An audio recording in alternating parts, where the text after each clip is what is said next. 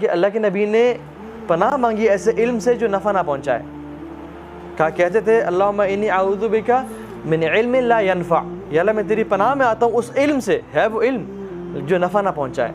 وہ ہم نے سن تو لیا just for maybe motivation, just for having a good time, لیکن اس سے ایکچولی میں نفع نہیں پہنچایا اپنی ذات کو. تو وہ علم کیا ہوگا؟ قیامت کے دن ہمارے خلاف کھڑا ہوگا کہ اللہ میں تو اسے ملا تھا، اس نے مجھ پہ عمل نہیں کیا. تو علم حاصل کرنا بڑا امپورٹنٹ ہے، لیکن اس پہ علم کرنا، اس پہ عمل کرنا اٹس ویری امپورٹنٹ. اور یہ انسان کی بس کی بات نہیں ہے، یہ اللہ کی توفیق ہے. تو ہم اللہ سے اس کی توفیق کا سوال کرتے ہیں کہ اللہ تعالیٰ ہمیں جو ہم آج پڑھیں گے اس پہ عمل کرنے کی توفیق دیں. اللہ تعالیٰ فرماتے ہیں اعوذ باللہ من الشیطان الرجیم وَلَقَدْ كَانَ لَكُمْ فِي رَسُولِ اللَّهِ أُسْوَةٌ حَسَنَةٌ، تم سب کے لیے اللہ کے نبی کی زندگی میں بہترین نمونہ ہے. Ideal example. If you want to follow anybody, you have a person called Rasulullah sallallahu alaihi wasallam. You don't need Messi and Ronaldo and Brad Pitt as role models. We have Rasulullah sallallahu alaihi wasallam as a role model. لیکن شرط کیا لگا دی؟ یہ وہی انسان ان کو اپنا role model بنائے گا لمن کان یرجو اللہ والیوم الآخر، جو اللہ کی ملاقات کا شوق رکھتا ہے، جس کو یقین ہے کہ میں نے کل اللہ سے جا کے ملنا ہے اور ایک دن آئے گا کہ میں رب العالمین کے سامنے کھڑا ہوں گا، وہ مجھ سے کوشچن کرے گا میری لائف کے بارے میں. تو پروفٹ کو رول ماڈل وہی بنائے گا جو شخص یہ سمجھتا ہے کہ میں نے اللہ کے سامنے ایک دن آ کے کھڑا ہونا ہے. اچھا ہم سب سمجھتے ہیں نہیں سمجھتے؟ ہم سب سمجھتے ہیں، لیکن یقین کتنوں کو ہے؟ یقین بہت کم لوگوں کو ہے.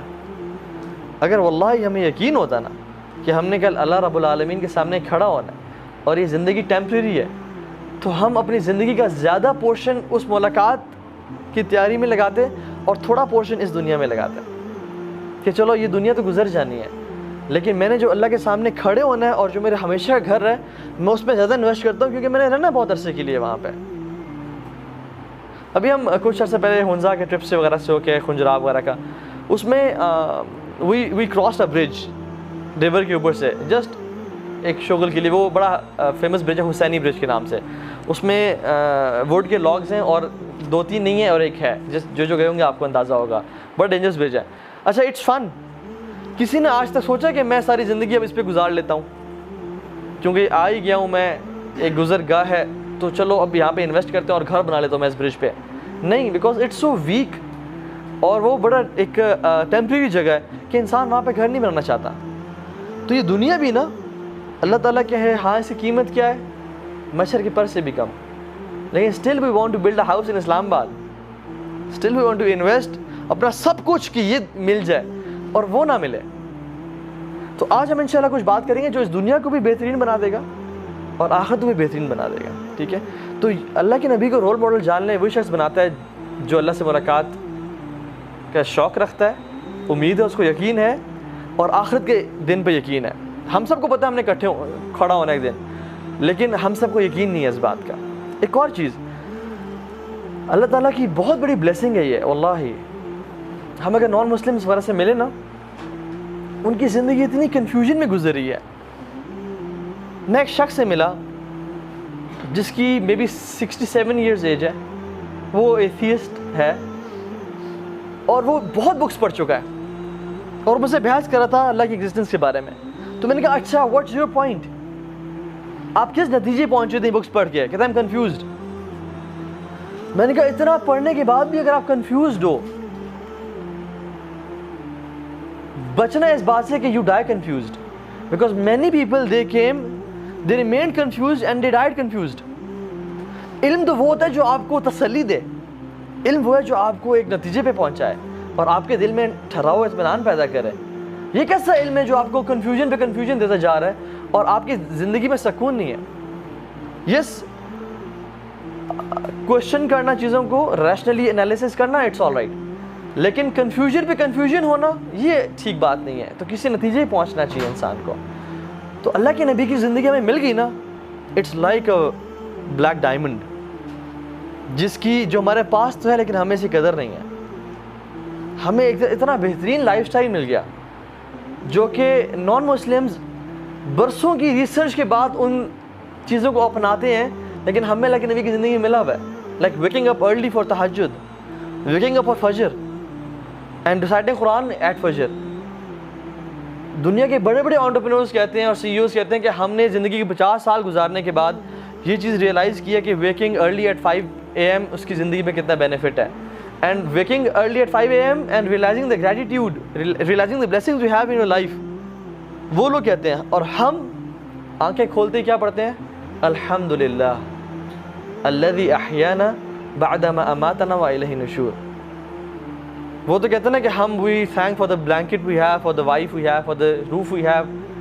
ہم تو کہتے ہیں نہیں، وہ تو بات کی بات ہے. الذی الحمدللہ الذی احیانا، یا اللہ تیرا تو پہلے شکر ہے تو نے مجھے زندگی دی، مجھے سانسیں آ رہی ہیں. ہم تو شروع سانسوں سے کرتے ہیں کہ اتنی بلیسنگ کا بھی شکر. تو start your day with gratitude and with gratefulness. اس کا زندگی میں کتنا بڑا امپیکٹ ہوتا ہے. And then we read motivational text which is Quran. What can be more motivational than the Quran itself. تو الحمدللہ کہ اللہ تعالیٰ نے ہمیں اللہ کے نبی کی زندگی دی ہوئی ہے. اچھا، ہر بندہ سکسیزفل بننا چاہتا ہے، اور ہمارا آج کا ٹاپک بھی یہ تھا کہ principles for a successful life. Success ہے کیا؟ کیا یہ سب کچھ مل جائے جو اس دنیا کے گلیمرز ہیں وہ سکسیس ہے؟ کیا شہرت مل جائے سکسیس ہے؟ کیا اسٹیٹس مل جائے سکسیس ہے؟ اس کی ڈیٹیل میں نہیں جاتے، پورا لیکچر ہے کہ واٹ از سکسیس، لیکن قرآن کی ڈیفینیشن میں جاتے ہیں. اللہ تعالیٰ قرآن میں فرماتے ہیں فمن زحزح عن النار وادخل الجنہ فقد فاز. اصل کامیابی کیا ہے؟ جو جہنم کی آگ سے بچا لیا گیا اور جنت میں داخل کر دیا گیا، فقد فاز، یہ کامیاب انسان ہے. ہم لوگ جو سگنلز پہ کھڑے ہوئے فقیر ہیں، جو ناک کرتے ہیں، ان کو دیکھ کے ہمیں کیا سمجھ آتی ہے، کیا دیکھتے ہیں ہم، کیا ذہن میں آتا ہے کہ یہ انسکسیسفل لوگ ہیں. اور ساتھ والی V8 پہ جس کے آگے اور پیچھے سیکیورٹی گارڈز ہیں، ہمیں کیا لگتا ہے کہ یہ سکسیسفل ہے. ہمارے معیار تو یہ سیٹ ہو گئے ہیں. جان لیں کہ ایک بندے کے پاس کھانے کو کچھ بھی نہیں ہے نا، پینے کو کچھ بھی نہیں ہے، اور پہننے کو بھی کچھ نہیں ہے، لیکن اس کا رب اسے راضی ہے، تو وہ کامیاب انسان ہے.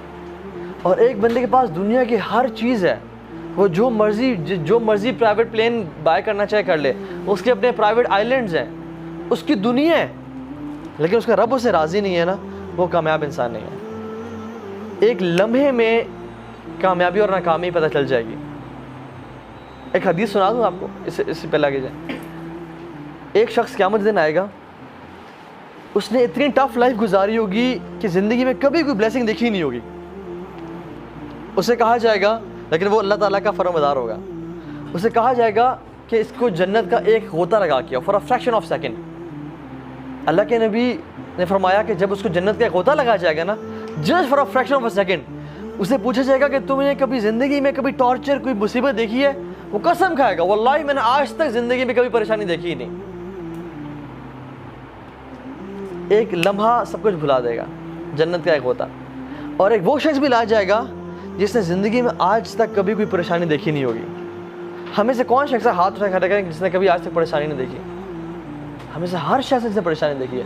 مے بی وہ کسی پرنس کا بیٹا ہوگا یا کسی بادشاہ کی اولاد ہوگی، اس نے آج تک پریشانی دیکھی کوئی نہیں زندگی میں، لیکن وہ اللہ کا نافرمان ہوگا. تو فرشتوں کو بولا جائے گا اس کو جہنم کا ایک غوطہ، ایک فریکشن آف اے سیکنڈ کے لیے ڈپ دے کے آؤ. اور جب ڈپ دیا جائے گا وہ قسم اٹھائے گا کہ آج تک میں نے کبھی زندگی میں سکون اور چین نہیں دیکھا. تو ایک لمحہ سب کچھ بھلا دے گا، تو کیا فائدہ ہے اس کا؟ آج ہم انشاءاللہ 5 پرنسپل سے بات کریں گے جو کہ ہماری زندگی کو بھی بہترین بنا دیں اور آخرت کو بہترین بنا دیں. اور یہ پرنسپلز ہیں اللہ کے نبی اور صحابہ کی لائف میں سے، کہ ان لوگوں نے ان پرنسپلز کو اختیار کیا تو ان کی دنیا بھی کمال ہوگی اور آخرت بھی کمال ہوگی. اور یہی وجہ کہ آج ہم یہاں بیٹھ کے ان کا ذکر کر رہے ہیں. کتنے لوگ آئے چلے گئے، ان کا ذکر نہیں کیا جاتا، اور جب ان کا ذکر آتا تو ہم کہتے ہیں رضی اللہ تعالی عنہم، اللہ ان سے راضی اور یہ اللہ سے راضی. اچھا، پہلا پرنسپل یہ ہے فرائض پہ عمل کرنا. المداومۃ علی الفرائض، فرائض پہ عمل کرنا. آپ اگر صحابہ کی زندگی کا انالیسس کریں نا تو آپ کو ڈیٹیل میں نظر آتا ہے کہ انہوں نے اپنی زندگی میں فرائض کو ٹاپ پرائورٹی پہ رکھا ہوا تھا، وہ اس کو کبھی نہیں چھوڑتے تھے. عمر بن خطاب رضی اللہ تعالیٰ عنہ گورنرز کو لیٹر لکھا انہوں نے اور کہا کہ تمہاری سب سے بڑی رسپانسبلٹی وہ نماز کا قیام کرنا ہے، نماز کا پڑھنا ہے۔ جس نے نماز کی حفاظت کی، من حافظها وحافظ علیہا، جس نے نماز کی حفاظت کی اس نے پورے دین کی حفاظت کی، اور جس نے نماز کو ضائع کر دیا اس نے اپنے دین کو ضائع کر دیا، as if نماز is their دین۔